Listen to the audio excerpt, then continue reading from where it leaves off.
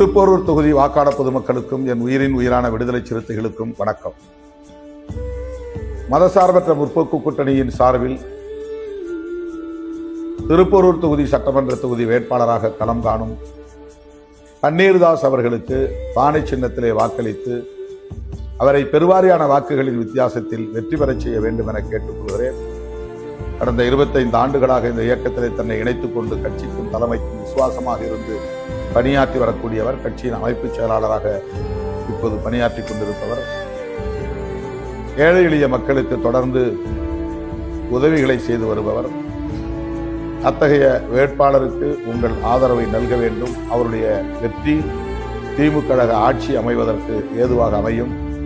முதலமைச்சர் அவர்களின் சாதனைகள் தொடர ஏதுவாக அமையும்.